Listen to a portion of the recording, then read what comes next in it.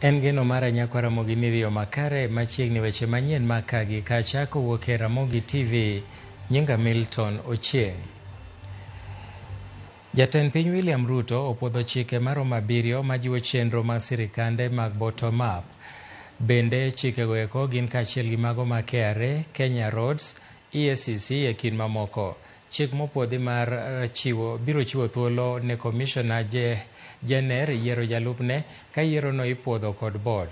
Chik mar ohala kata Business Law keto yore e timo ohala kokalo e puoth mar riwruok mar Kenya Accreditation Service, ka bende chik mar Special Economic Zone olosi ka ochiwo omenda matin mogik minyalo keti e chenro ma itime ohala.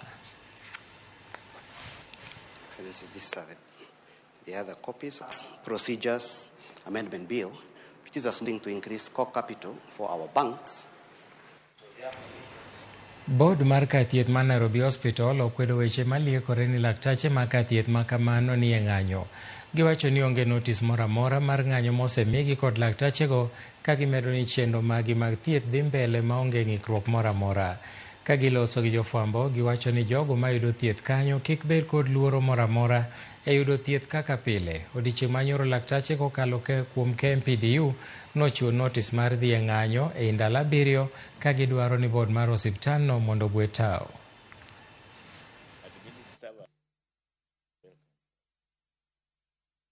Availability and Asante sana, I hand you over. of top expertise, both young. There is no strike. I thought we were very clear. The chairman of MAC told you that we don't have people who are striking. We have consultants who give a platform to do their business. The people who were yesterday at the gate are not our employees. I want to make that very clear. Our employees are very well looked after staff who will hardly not go to any other clinical center in this country other than Nairobi Hospital. They are very well looked after.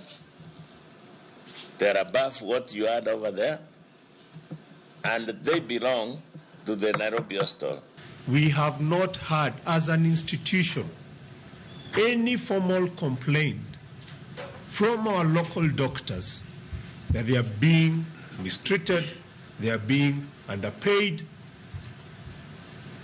they are being overworked. When you have individuals who are hired guns out there making statements on matters private institutions, while they should limit themselves to the arena of public institution, you should listen and look at their statements with caution. Tungni nowuok e apisi mar gavana ma Kisumu bang' jotije mane ondiki dweche 6 mokalo e yor orak kaka jokonga apaya mar kor gwenge chopo e apisi ma kamano gi ich wang' ka gidwaro osara margi ma sani giwacho noingo $10 million. Jotijego notamore moumo igi piny ni nyaka giwuog mane apisi ma kamano gi pesa gi mar dweche 6 mosekalo, ka gavana ma Kisumu Anyang' Nyong'o nosingo ni chudo margi dhi timore tich abich mar jumani.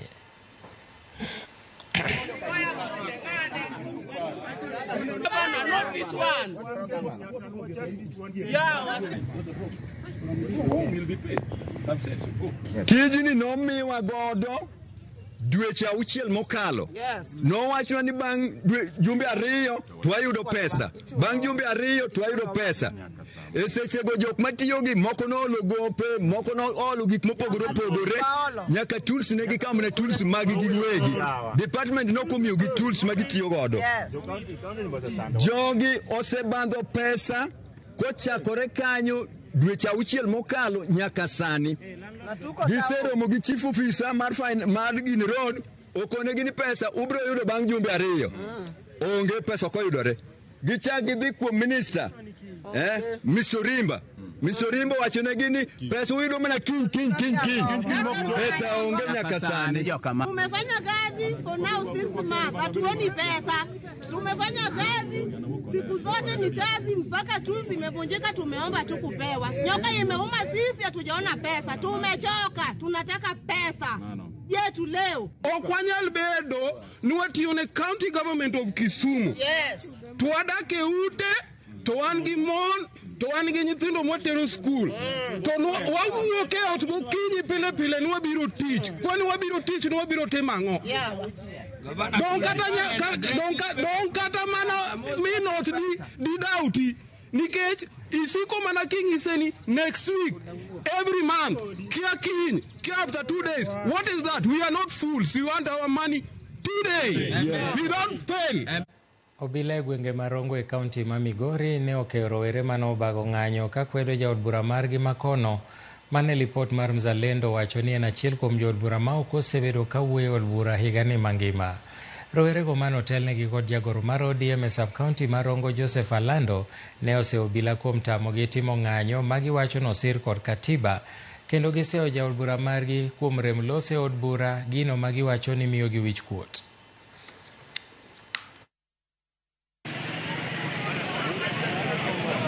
To police otamora tichwa mar express ichwang mane wan ka jo constituency Marongo kuom weche mano wachi kuom Honorable Paula Buor kaka MP Marongo. Gima chandowa ni weche mathoth matimre parliament pok obedo ko concentrate kaka ne waore. Chik mar Kenya namba 1 wacho ni teko ni kuom jopiny. Omiyo sasa ya ma waneno ka gik ma wadwaro ok timre nikech jatendwa ok tim gima wadwaro mondo waore, to mano chunwa nyakwa duogi mondo wawuo kode mondo winjwa kata waikre ni lokruok machielo. Mano miyo wacho ni Rongo wadwaro lokruok, kendo wadwaro ni mondo gima wadwaro Rongo kaka constituency nyakwa bed ga change mabiro miyo jopiny duto winjo maber. Jaduong' Abuor wakwayo ni ka IBC nyalo yie mondo Kenya mondo chung IBC mapiyo kabisa mondo wanyis Abuor kama obed romogo ma ok wuoye mondo we jo Rongo kaw ng'ama romo bedi kom manyalo tero Rongo mbele ni kuno wamiyo ombulu kwane waere mane odhi represent wa to kar momiyo chok weche momiyo tere parliament kuchande to ko odhi alinga ka report no sigole sani endi pod wapenje ni yande to kar ang'o gin magiloso kucho dagilo bed pimo giloso weche mag IBC ko gisoloso IBC kore jok machando mondo koro wagol oko mondo arwak ng'ama nyalo dhi wuoyo kucho malo nyalo represent jopiny mondo tich otire. Jokanyo e riwruok mar Kenya Union of Clinical Officers KUSO bade ma Nyanza obwogo mar dhi e ng'anyo ponono ni duol mochung' ne okumba mar thieth ma SHA ok odok chien kendo yiene jochiw thieth chwalo thieth e bwo okumba mar SHIF. Jagoro mar riwruok jochiw thieth owacho ni loko mar clinical officers kata loro oko clinical officers tiyo gi SHA en yo achiel mar kwedo thieth mar ji maloyo 90% mayudo thieth makare pacho ka, ma kamano giwacho ni en tok chik. Riwruogno bende dwaro ni jatend migawo mar thieth Debra Baraza mondo donjre wachno kendo los chenro manyalo yiene clinical officers chwalo thieth e bwo okumba mar SHA. Ni SHA ok osebedo ka dhi kodwa maber gi jowa maber, our members, the clinical officers, nikech SHA otamore mondo oketi kata empanel facilities mobedo registered gi legal entity marwa, teni duol marwa matimo registration mar clinical officers.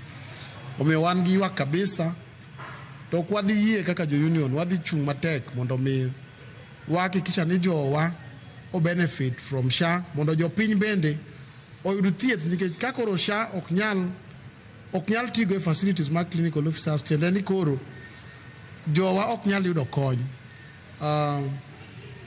mar thieth kaluwore gi SHA, nikech wachomo gimiluongo ni universal healthcare. Universal healthcare tiende ni osiptal machiegni kodi midhi tithiedhie, to kosethiedhi dhi dala. Ka koro jomoko tamore no ok nyal dhi osiptal machiegni kodi nikech SHA onge kanyo, nikech osiptalno ng'ama one is a clinical officer. Mano wawacho ni en gima is totally unacceptable, kendo wadagi e chuth. Wan wadwa chako maandamano, en ng'anyo mwadwa bedo go week ka week, kendo wadwa nyiso jopiny, kendo wadwa lero ne jopiny gimomiyo SHA ni ok nyal tiyo. In kiding'e ni ji ywak ei Kenya kae ni SHA ok ti, magi gik momiyo SHA ok ti. Onge kaka onyalo tiyo ka 90% mar jok monego beni miye mondo ti gin oko. Riwruoge laktache ma pacho ka KMPDU obwogo mar chungo chenro mar tije laktache duto e kaunti ma Machakos chakre juma manyien ponono ni ten kaunti no biro rem chulo laktache go. Jagoro maduong' mar KMPDU pacho ka Davji Atela owacho ni kata laktache matin modong' e tich biro chungo tijegi ka ten kaunti no kochopo winjruok margi ma CBA masani oserem chopi kuom dweche 7 kendo kwayo counties go eko mondo mi oluor chik mar doho. Chieng' wuok tich gavana wa Vinya Ndeti nonyiso laktache ma kaunti no mondo doge tich kendo giwere donjore e siasa e kinde ma ng'anyo ma laktache odonje dwe mar 2. Of the patients and have decided and said that they're ready to go back to work. But the county government has said no.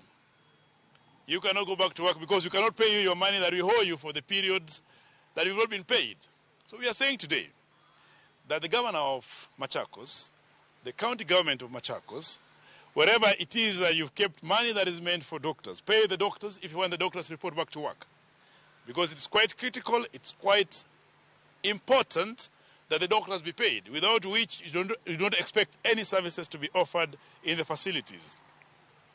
I must also say that Machakos County joins the other 47 counties across the country who have not implemented the collective bargaining agreement, the very critical components of it that are seeing an increment of wages in the doctors. They have not honored this agreement in the month of July, the month of August, September, October, and now December. So it is quite critical that in the budget of the county, that the CBA that has not been implemented for the last 7 years, the money that is owed to doctors ought to reflect in those particular pay slips. So yes, the national strike that is to commence on 22nd of December 2024, Machakos, together with all other counties, will be part of it.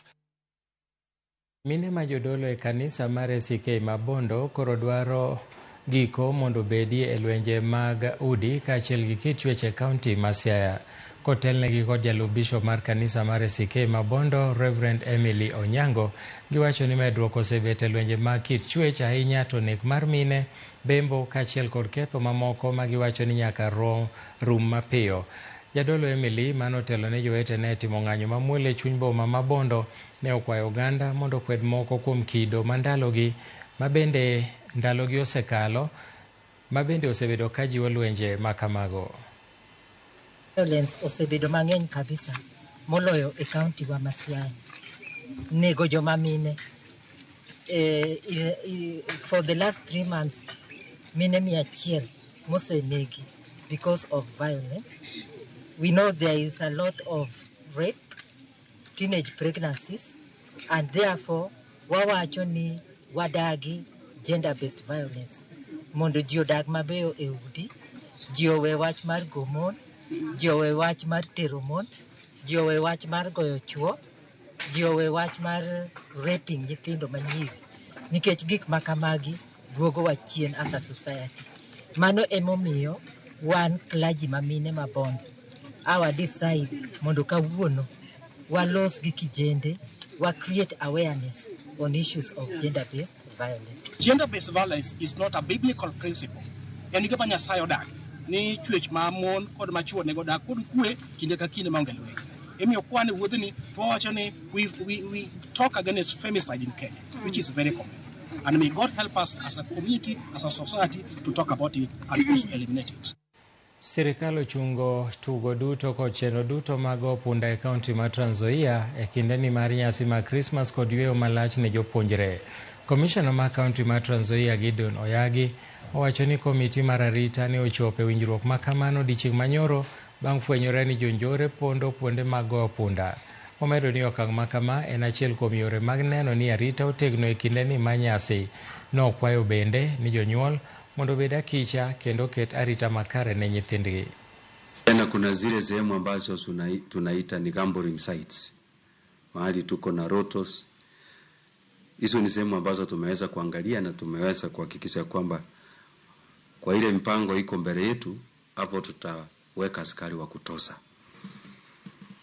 Na cha muhimu wakati huu kitu tumeamua ni kwamba wananchi wetu wawe makini kabisa, kwa sababu huu ndio mzimu ambayo wahalifu ama mikora wanataka kutumia hii nafasi na wao pia kujitafutia pesa ya kusherehekea Christmas.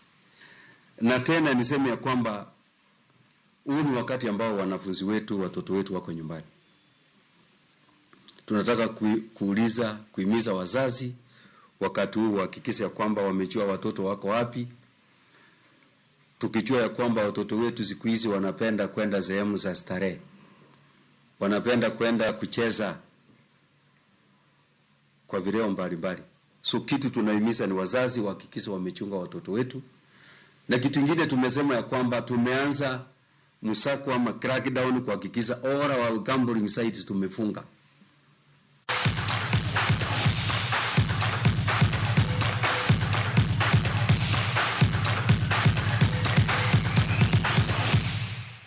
Tim Liverpool, tim Girona gola achiel